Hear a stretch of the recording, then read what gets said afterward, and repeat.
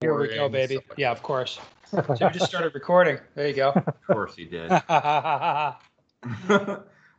how Ben rolls. Ladies and gentlemen, welcome to Practical Shooting After Dark. Well, when I say ladies and gentlemen, I mean 30-something white dudes. Welcome. Are we into the 30 range? All of us We're are. out of the 20s? We're all out of the 20s. Oh, but like the listeners, though. Listeners? The listeners are angry old fucking men, near as I can tell from the emails I get. Okay. Ben, I mean, nobody with kids is listening to this with their kids in the car, that type of thing. That's done.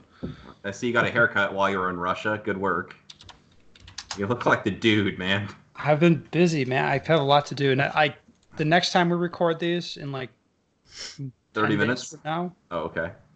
There were a lot of people really interested in your hair, like more than I thought was appropriate. There's a lot of weird shit that goes on. Do you get that a lot, though? No, actually, the people making stupid comments to me has dropped precipitously in the last 5 years. I no longer feel the need to respond to stupid comments. So people don't make them as much because really they just like want to be weird and talk to you. It's very strange. You know what I mean? Maybe. Whatever. All right. So what's the big news today? We have Hopkins on, boring, old news. Joel Park, people are sick of him. We got very old news. Tired of him. Who's this guy? Who's this other guy we got here, though? This Tyler Turner guy. Tyler, I'm going to put you on the spot. You should introduce yourself. Okay. Tyler from Georgia, shoot production GM. That's about it. You wear a ridiculous hat. You do. It's an awesome hat.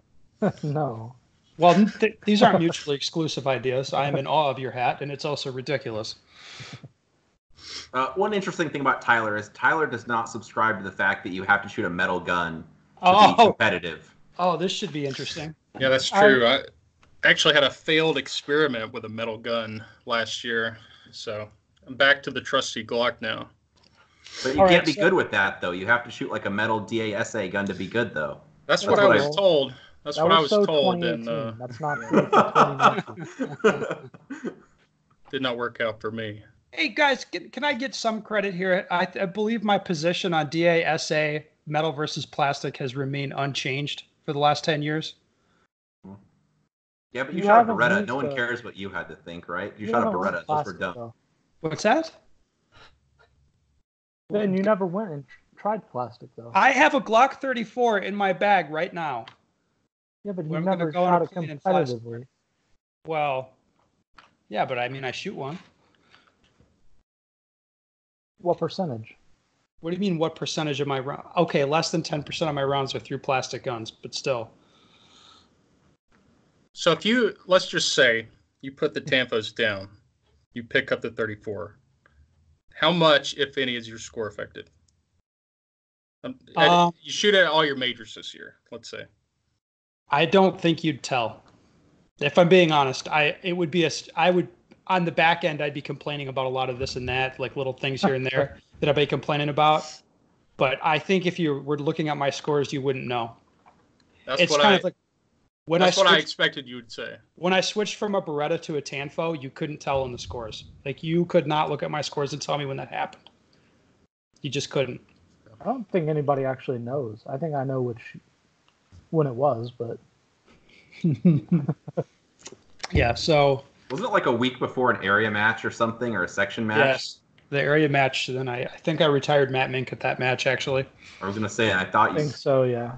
Like slaying balls at that match with a gun that you'd had for a week. Yeah, like 8 days. I think I'd been shooting it like 8 days. I remember that video you posted when you first got it, and you said, "Off to the match now."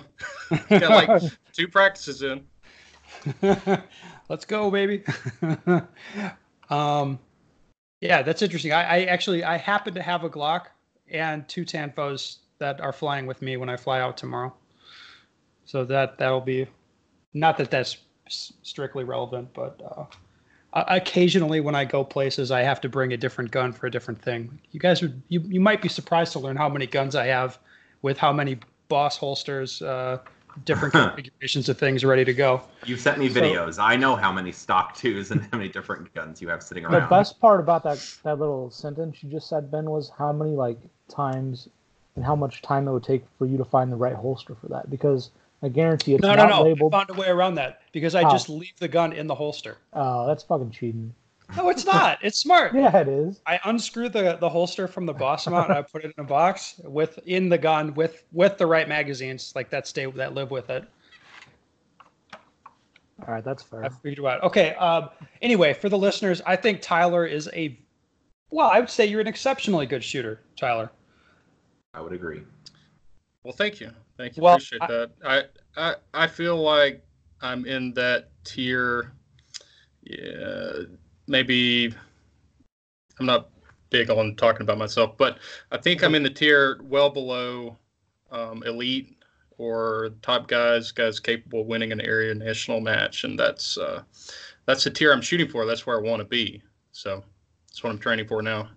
No, you're in the get good or go home sort of tier, right? Yeah, I'm in the tier where I'm either going to become a top guy, or I'm just going to quit. Or you're going to quit this sport. Just angrily I'm going to IDPA. I'm done with this. No, not that. I'll shoot sporting clays or something. Archery. Your hat fits in good with sporting clays. Yeah. When did I meet you, Tyler? 5 years ago? Say again? Did I meet you 5 years ago? Yeah. Mm-hmm. It was 4 years ago, 2015. Were you an Insta GM or whatever? No, I was. I started out in B class. It was a pretty traditional, ascent. B the longest, A, M. Were you in A at all, or did you basically skip A? I was in A the shortest amount of time, 2 or 3 months. I spent a long time in B, a long time in M. Actually, I may have spent more time in M, as it happens. And now you guys we had 6 GMs at your last club match there? Yeah, not just in the match, in the same squad. So that's awesome. Yeah. Georgia Production Mafia. It's a thing. It really is. Well, you waxed the rest of them by a good 10%, I saw. Well, not to try and hurt anybody's feelings, but that actually is the goal, though. If I can make someone quit the sport, if I can hurt feelings so bad they just want to quit the sport, I've achieved my goal. Jesus. All right. What an introduction. Yeah. Good to have you. So, Hopkins, you've had a good 7 minutes now to think about a topic. Did you come up with it, or you need more time? No, I'm going to go last on this one, just so I don't take any of your guys' topics. Joel, what do you got? Trigger warning. What triggers you, sir? I would like to talk about unsolicited advice. So we've had some banter about this subject in the past. Had some pretty sick bants. Yeah, but the general consensus is that unsolicited advice is, generally speaking, uncool. Yeah. So the main thing I think is it comes off rude, as you were just hinting at. Is the intention to help the other person improve or to build yourself up? While you let that marinate a little bit, what if the situation was reversed and you had someone walking up to tell you how they think you can improve? How would you take that to heart, or would you be annoyed and dismissive? So it's possible that person's in the middle of celebrating a victory or something, and then you just walk up to tell them how much they suck or what they need to improve on. So, and then the other part of it is, how do you think that person will appreciate your helpfulness, that I would use in air quotes, and how do you think that makes you look? So, of course, there's a time and place for advice, of course. And I have friends that would say something like, what do you think of that run? Or let me know if you see anything that I need to work on, that kind of deal. And that's a completely different situation, though. So the overall point is, unsolicited advice doesn't benefit anyone. Unsolicited advice to strangers. Okay. What are the exceptions to the unsolicited advice rule? If it's maybe unsafe and they're going to get DQ'd, yes, I would pull them aside, not publicly. Dude, you almost broke 180. If you saw that, maybe work on that in training. You could say in a nice way. Anything else? if I see somebody that's hopelessly struggling about dumb shit, like if somebody's really struggling, I might offer unsolicited advice. An example would be, I can remember a couple of years ago, I spent, no exaggeration, 20 minutes figuring out a memory stage. And I saw somebody walk up and look at the stage. They're like, oh, fuck, you know? Mm-hmm. Like, they're just like, they realized what it was. And they're looking at it like, oh. And I was like, hold on, let me just help you out here. And I just like told them kind of what I was thinking. And they're like, thanks. You know what I mean? Because it was clearly, I just was like trying to save them 20 minutes of trying to figure out something that I'm not saying they can't figure it out, but why waste the time?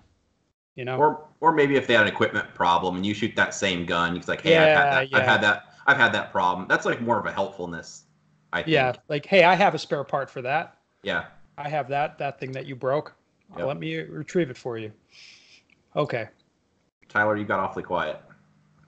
Say something. Say Shoots something crazy. a Glock, they don't break. That's true. It's not true. Tyler has the worst luck with guns. No.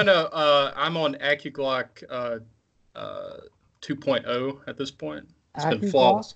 Yeah. What's that? Well, I hesitate to say. Oh. It's internal bushing Glock. Oh, cool. Neat. That's not a real thing. It's a Gen 5 gun. It's great. Gen 5 is the first Glock. I know we're off topic, but Gen 5 Glock is the first one like worthy of a generational update. It's just better in every way. But anyway, back to the question. I usually try to refrain from giving unsolicited advice unless it's a guy I know. I try to solve the whole problem by squatting with guys I know, and that's the best solution. If you can find at your local club, a group of people who either share information mutually or just refrain entirely, that's the best situation. But I generally try to avoid that. As far as getting it, I agree with your point, Joel, which most of the time it's these people want to hear themselves talk, especially if it's not one-on-one, if it's in front of the whole squad, it's like, all you need to do is this, X, Y, and Z. Like, it's pretty apparent what's going on. Yeah. Or it's like unsolicited advice on the internet in public. I don't appreciate that very much. Yeah. It's like, oh, really? You've never been to this match before, or you've never seen this range. Please tell me more about how you would have shot it. Please tell me more about where you think the safe angle is. Yeah. It just doesn't benefit anyone. And if you did have something to say, like you have to say something. Either say it to them in private or message them privately. It doesn't need to be some big post or a big show for everyone else to see it. Yeah. Okay. Very nice. Who wants to get Joel? You get to pick. Pass it off to someone. I want to hear what Tyler has to say. I already probably know what you're going to say, Ben. So. No, you don't. Wait. What do you think I'm going to say, Joel? Well, you have a new book that just came into print. Oh shit! Yeah, I forgot about that. That's a good idea. Well, if you had a brain, that should be. Joel, what should I talk about? I'll get a topic for you. In the meantime, I would like to hear what Tyler has to say. Right, I'm excited to have him on the podcast. So I'm excited to be here, and probably by the time this airs, this will be old news. But it is significant in the sport, not just USPSA, but the shooting sports, and so it's probably worthy of discussion. There was a recent new cheating scandal. It wasn't exclusive to USPSA. It actually started in a three-gun match. A very, very well-known shooter, one of the OGs of the practical shooting sports, actually, basically called out another competitor at one of the local matches back in March. And the allegation was that this guy was, after the squad having shot the stage, he was getting the tablet and modifying his scores, usually by a round number, like 1 second, 2 seconds, which is kind of ironic. But he posted this. There was a huge response. The internet detectives did their thing, and it really was indisputable what they came up with. I guess the guy didn't know that Practice Score logs all edits, and so Ken Nelson got involved, and he worked with USPSA. I can kind of see how people wouldn't know that. Yeah. Well, I guess I work with computers. Anytime you click something, like there is a log somewhere for that on some level that can be accessed. But yeah. So in the end, this particular guy got smoked, run out of the sport on rails, which is good. I'm all for that, truthfully. Yeah, good to go. So what else? So I suppose, Tyler, we are to discuss the larger implications of this. Right. There was a big discussion on what this meant in the big picture and what we should do basically to avoid this in the future. Ken Nelson, as usual, was spot on. He was leading this. And the most apparent thing that's going to happen is, like in your competitor app, if you're on Android, now by your scores, there are little red numbers. And what that reflects are any edits. And so you'll be able to go through, and the number on the result is associated with the number of edits. And I understand that his goal is eventually to push that out to the desktop, Practice Score, competitor for iPhone, all that kind of stuff. So that's what that means. Already, because of this, there was another publicized accusation. Yeah, I heard about that. Yeah, against another very well-known guy, which was completely baseless, and that was just a troll. But that's what we're gonna have to avoid, is distinguishing between, plain Jane edits, no nefarious activity whatsoever, and cheating. Well, the most so the one guy, we're to understand, edited every stage every time or something for years. Almost. It was, if it was a 6-stage match, there'd be 5 edits. Sometimes he would edit. Sometimes he didn't get what he wanted out of his first edit, and he would go back and take. I think there was something like take another couple seconds, or one of the locals had like a 6-stage local match had like 85 edits on it or something like that. Oh my god, that's hilarious. Oh my. I think Ken got the iPhone competitor app updated with the edits now too. So, I think what this means for practical shooting moving forward is nothing, to be honest. It actually surprised me this hasn't happened before now. Well, I think most cheating is way softer than this. Like, this is blatant cheating, right? Indisputable. Most cheating is like friends helping friends at their club match, where it's like, if you didn't yeah, like we did this and this, and that's so you need to reshoot or a foot fault. Yeah, that kind of stuff. I think or scoring like D's that are A's or whatever, or A's that are D's. Yeah. Like this is one of those freak situations where like this guy's crazy who's doing this. Like he's crazy. Like the guy doing the +2ing people with the timer. I mean, there was no rhyme to that. Like, that was craziness. I mean, but I don't think that's been repeated since. I did like how everybody brought up when this happened, like people in other sports that actually have money involved, like big money in them, like getting arrested for it. Because I guess if it's over a certain like dollar value or whatever, like it becomes like a felony for stealing so much, kind of a deal over maybe a dollar not amount? A felony or whatever, but like it is punishable by law at that point. Oh. There were some bass fishing tournaments that people posted up that people got caught, like pulling like fish they caught beforehand. In this situation, there was a vocal minority pushing for, we need to report this guy to police. We need to get him arrested because, of his winnings that resulted from his cheating. But I was thinking about the last deal. I don't normally like dropping names, but like Paul Hendricks. I mean, yeah, Like everybody knows, and you did what you did. But like he got death threats. People took that a little too far. They went after his job. I mean, that's where. Really? Let me put it this way. Oh, wow. I'm really careful about what I put online now. Like there was one guy, I felt good about doing what I did online, but then in retrospect, the amount of people that went after this guy in a way that was totally inappropriate, like trying to straight up ruin his life, because like, and it was, I mean, after that, I've been really careful. So USPSA not publishing their banned member list, like I kind of get that. Yeah. Because of what people do is like they will straight up try to ruin someone's life because, you know, oh, they're like, because of whatever reason. Yeah, or harm them physically. Nuts. Yeah. Whereas like having this guy humiliated and not allowed to compete in USPSA anymore is the appropriate result. Mostly him not being allowed to compete anymore is appropriate.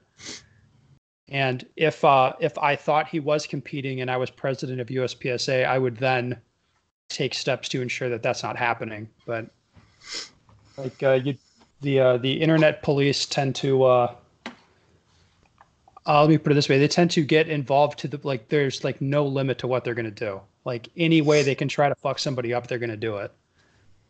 It's like you could kick the guy to USPSA and like, but you don't need to take away all of his birthdays too and like or whatever. Like that's not up to me to do. So is the competition death penalty, I guess, is there any situation at all where a person could be allowed to rehabilitate themselves and compete again in USPSA? That's a very interesting question. It is. I mean, we hate to say that somebody's gone forever, right? I mean, this guy's a kid for all practical purposes. He's in his early 20s. I don't know who this person is, but yeah, and I'm not going to name his name, but he's in his early 20s from what I can tell. I mean, that's so are there circumstances in which someone could be reinstated, and what would they be? That's interesting. People get thrown out for a variety of reasons. I suppose it would depend on the reason, and the allowing them back in would be just as sort of vague and up to your judgment as sort of the reasons for kicking them out, right? Mm-hmm. Yeah, and then would you be on probation, and how would you even supervise somebody? You know what I mean? Yeah, that would be really interesting. I'm not sure how that would work because there's because the like local level is so far off from the national level. Like we have no control like who's scoring at that point compared to like a nationals match. So that would be pretty difficult, I think. Unlike some like bigger sports where it's more organized and has like official like scoring officials and rules officials and stuff that aren't actually competitors. Would you guys agree that in this particular situation you're inclined to boot him for good with no hope of bringing him back? I don't think you can. I don't think there's the crime as far as our sport is so egregious. You know, I think it betrays something about a person's character, you know, so fundamental that I don't want that risk. I don't want to compete against that guy. I'm a complete degenerate, but even I don't cheat at matches. You know what I mean? Like just completely try to like fuck around. But and for nothing. This was a local match for absolutely nothing. A club match, exactly. There's something wrong upstairs, and I don't see any mechanism reliable enough to let you back in. Right. For this kind of cheating. Yeah, for this. I don't think the people in this sport will actually let people back in like this. I think because he's like ostracized from the like community now. Like, there's no way the community is going to like gain trust back enough in him, even if it's in 20 years. And the +2 is always going to be around about the Hendricks thing. That will always be there in some form. But would he even always want to know? Would he want to come back either, though? Because people would always be looking at him kind of weird, like, yeah, I know what you did. I mean, it would be awkward for him just to be around people anyway, I would think. You know? Yeah, it would. So, anyway, Matt, I've got your topic. Okay. Brace yourself. What do you got? Have you changed your training at all this year? Or are you doing anything different for training, or maybe from previous years? Anything like that to talk about? My training has changed just because I've changed guns. So Okay. I went away from the metal cheater guns to the polymer gun, as I've talked about before. Uh, like Ben said, I've not known a distinguishable like drop in performance or whatever, but it is harder to do and perform at the level. So I'm trying to get up to speed. The long shots are definitely harder to do with this because the trigger is just not as good. But I think like draws and reloads are easier. Like learning the gun, there's something about a metal gun that is like it's metal. It's like machine stuff. It's not like a molded part where it seems a little cheaper and everything. Just overall, that's just some of the things I've noticed. But it's definitely harder to shoot at distance. But So what did you change in your training? So you shooting more at distance or what? Yeah, I'm going to. Like, I'm still trying to learn the gun right now on everything close and then, like, expand on it backwards. Okay. But you're sticking to it. There's nothing that's going to change your mind. No, I'm sticking to it. I'm fully invested in it for this year. Well, I think our first showdown is Oklahoma section match. So that's back-to-back weekend, right? That is. I'm excited for that. That'll be fun. Yeah. Tell us more about the back-to-back weekend. Well, so our Great Plains, our section match, my section match at my club, is on Sunday. It's Sunday only, and I wanted to shoot the Oklahoma section because I shot it last year, and it's in Tulsa, and it's Saturday. It's Friday or Saturday. That's doable, I guess. It's close. I'll be honest. Anything at that range in Tulsa is going to be good. I like the facility. It's close to me. Any match they put on is going to be good. So, like, hey, what do you guys think about doing this? And of course, Jared was all in for that. So, and then Cody thought he was going to get left out. I'm like, hey, the rest of us are doing this. He's like, oh, I don't know. I'm like, well, Matt and Jared are going. He's like, oh, if they're going to go, I'll go. So it'll be fun. I'm looking forward to it. So I did something like this last year, and it was actually a pretty good weekend. This one is actually more driving, I think, in between the matches. So last year I only had like a 2-hour drive from the first match to the second. Yeah. Was that the Cowtown in the Oklahoma? Yeah. So but this one, there's like 6-hour drive here. Mm-hmm. So we're going to have a lot of people split driving, or it's going to get kind of crazy. Like get in at midnight, get up and go shoot the match. Yeah, and those guys are crashing at my house. It'll be fun. We'll have a good time. Yeah. Nice. Well, yeah, I already offered. You could have Jared's bed if you want. We'll make him sleep on the couch. I don't care. Oh, that's fine. Yeah, I'll probably do that. Well, it's actually Ben's bed. Ben will be the first one to sleep in it, but afterwards, Jared will sleep in it. Oh, good grief! I'm gonna do disgusting things to that bed, Joel. On that note, Ben, what's your topic? So I got a book out. Tell me more, Ben. Well, this wasn't going to be my time. You did reminded me, you idiot. So, okay. So this book here, Breakthrough Marksmanship. Releasing a book is forgettable. It's kind of forgettable. This is for the audio only people. I'm holding up a book to the camera. It looks fantastic and entirely worth the money. No, it doesn't really. So it's called Breakthrough Marksmanship, which we've discussed extensively on here, but I would say that the point is it's finally here, Joel. I like it. I'm happy about it. You will get a hard copy when next I see you. I would like to have one that says not for resale on the front, if I could, please. That's the proof copy. I want to flex on people. Be like, hey, my copy has this and yours doesn't. Okay, I'll see if I can arrange that. Where's this fit in your catalog of everything else? I don't know. That's an interesting question. So the way that I was doing things before is I had dry fire book, live fire book, and then a technique book. So this encompasses all of those things, but at a very base level. So I think, my plan right now is to write something called Practical Shooting Competition, which is no technique, no training, just competition. Just like going to a match and walking through stages, and rehearsing stuff and visualizing and coming up with stage plans and having a match mindset, strategy, understanding how moving targets work at matches, stuff like that. So the actual like, things you're doing at the match on match day, it'll be that, the competition part. So I'm thinking to write that, and then I might do like the advanced technique and training book. I'll call that something funky, like maybe advanced marksmanship, or I don't know, broken through marksmanship. I don't fucking know.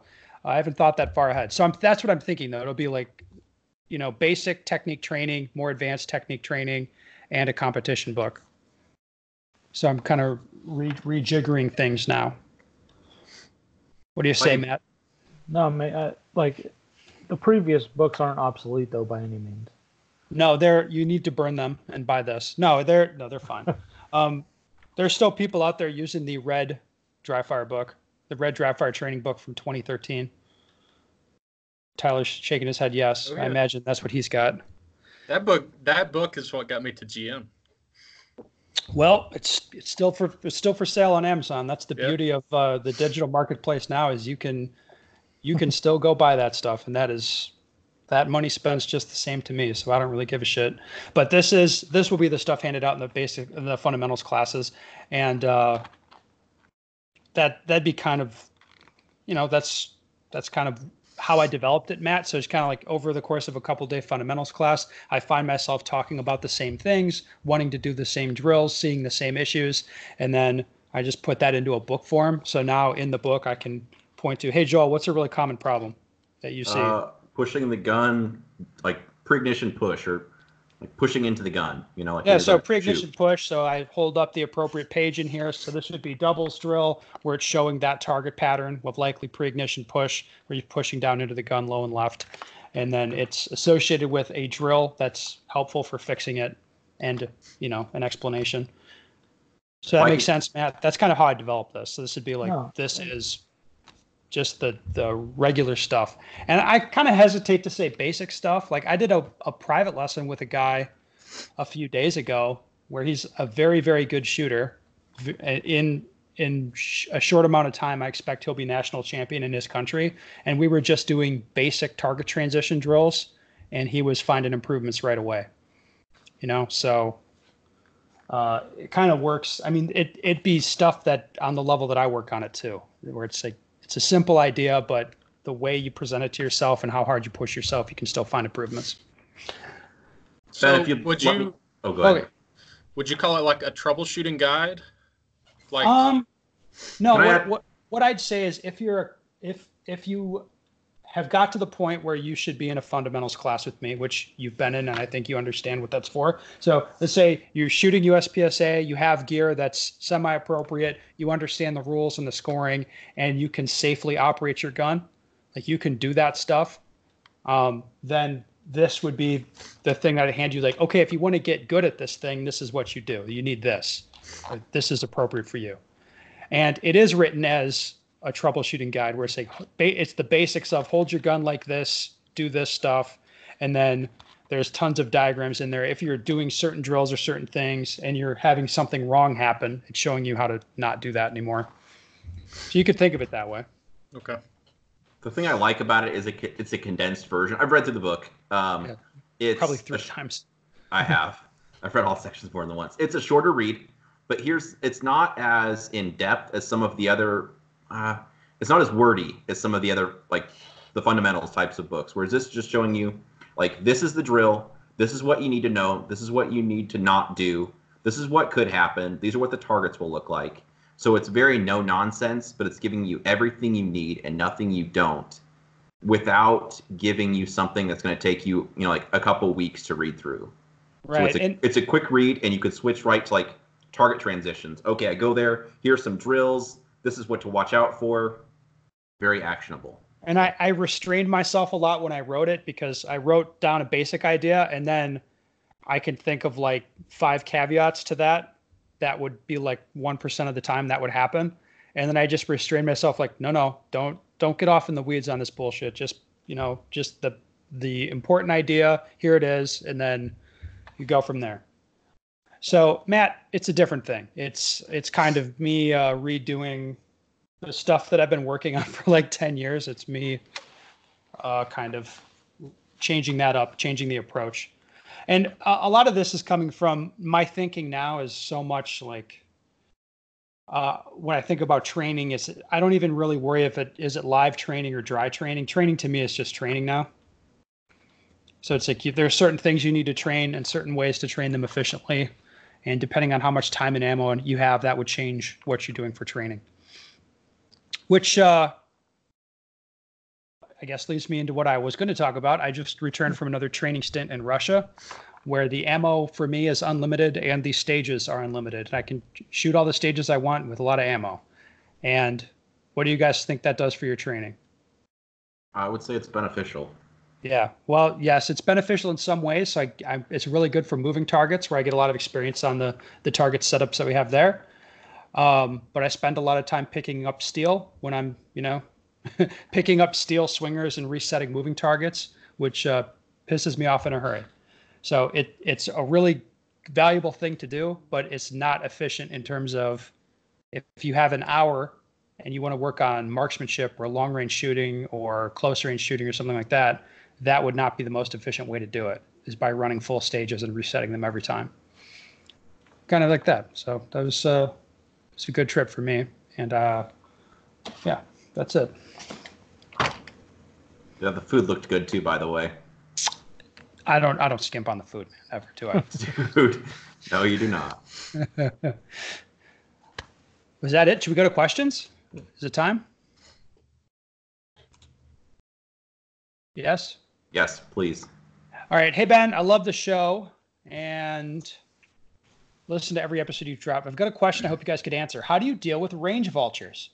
By that, I mean the BOCs that just lurk behind the range, just waiting to swoop in and pick up brass. It never fails. I'll be at the range trying to get better or just shooting with my kids and wife.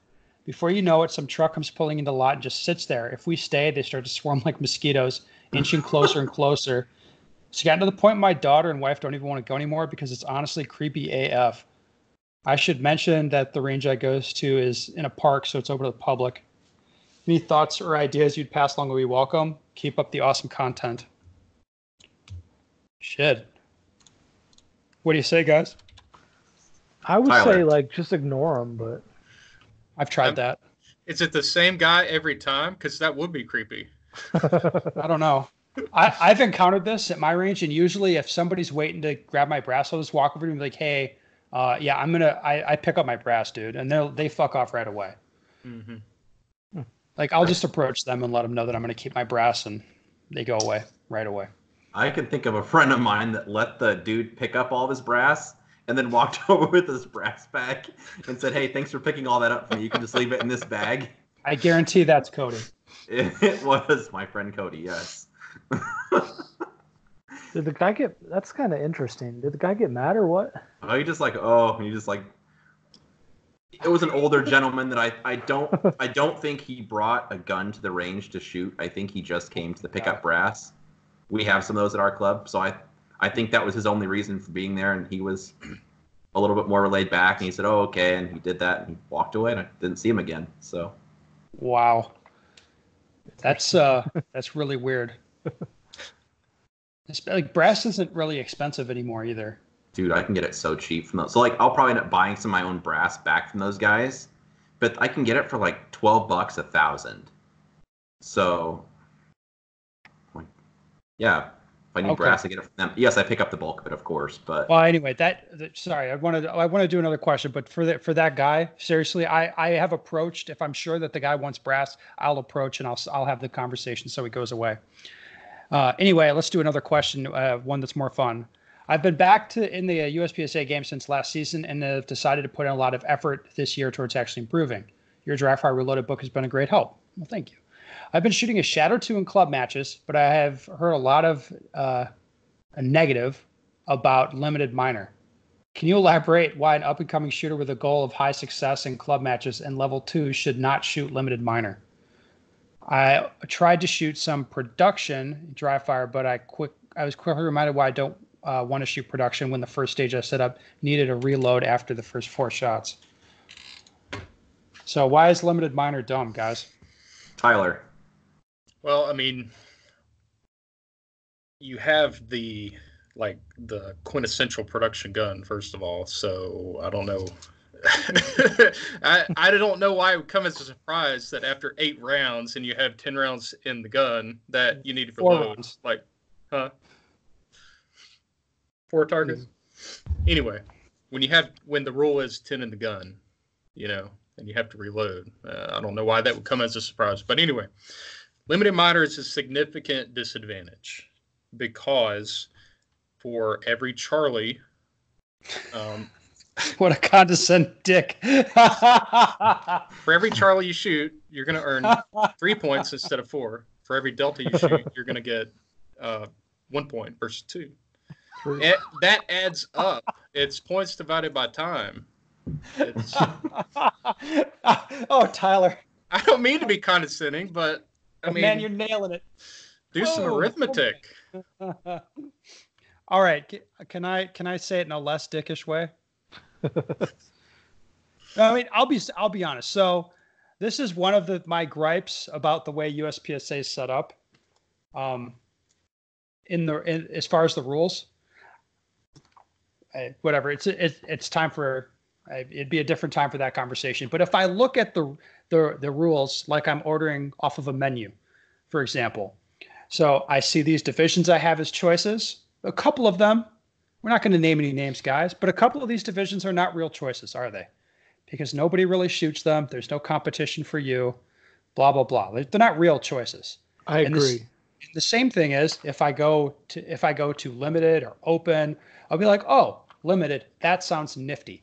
Iron sights only, none of this stupid dot stuff. That's for old men and tactard wannabes or whatever you think. That doesn't matter. So you decide limited, then you're like, well, major or minor.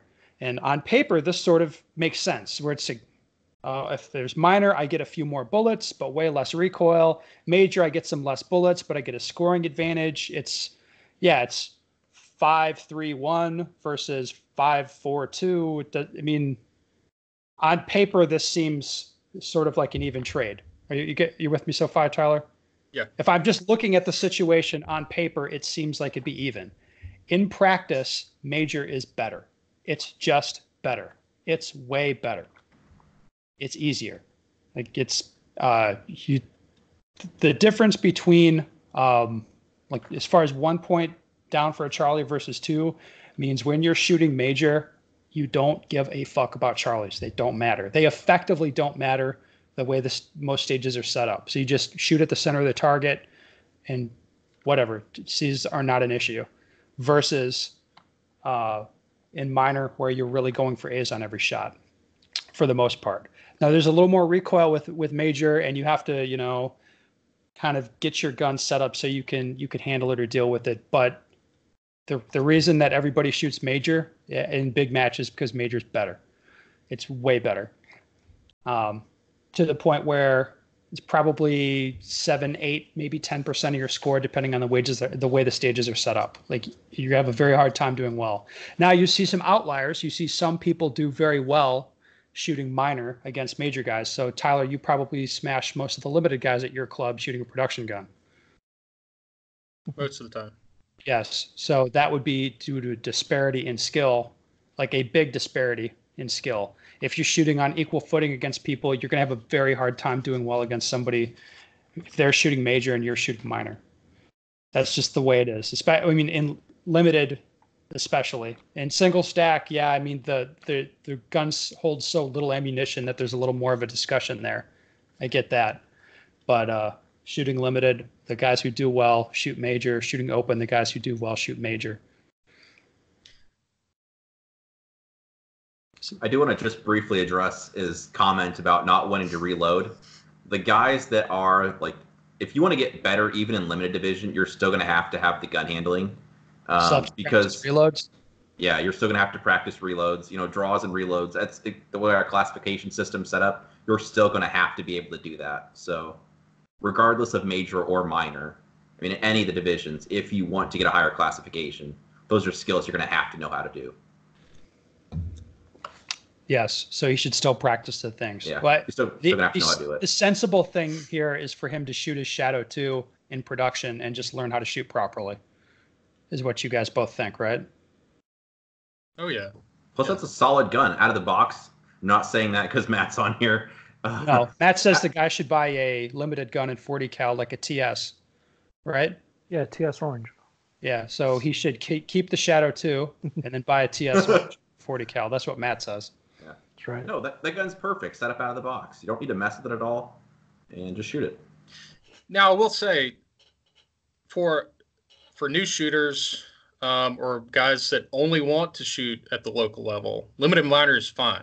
It's not a problem in the world with it, but you just need to come into it with the knowledge that you're handicapping yourself as far as points.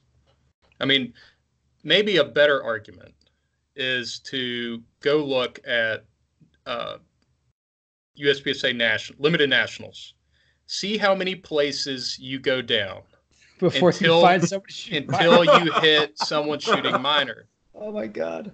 So you could use the deductive reasoning with the points or the inductive and go look at match results. I bet it's a long, long way down the list before you hit the first minor shooter. Or you could shoot some drill like El Prez or something, shoot it and score it, and then pretend you're shooting major and shoot it a few times and try to get the best score you can. You will find it much easier with the major scoring. And then all you have to do is actually get major ammunition and learn how to handle it properly, and you'll be good to go. But like Tyler hit on, we're all like, us four would all be guys that want to be on the top tier, like the Death Stalkers at matches. If he just wants to participate locally or hang out with his friends, then like Tyler said, there's nothing wrong with limited minor either. So I think it just depends on. I think he said he wants to do really well locally. I mean, if you want to shoot limited, get a 40 caliber limited gun like a TS, like Matt's saying. So get one of those and shoot that. If you want to, shoot limited properly and be competitive. If there's some other reason that you want to shoot 9, like for cost or something, or you just like it better, I mean, that's fine. That's up to you. But everybody shoots major for a reason. Okay, well. Another Bang Up podcast, guys. Thank you so much for coming on. Listeners, if you have a question you'd like the answer to, go to bensteger.com. Send me your question. We'd love to chat with you about it. And Tyler will talk down to you. Matt will fuck around on his phone, and Joel will be. It'll be great.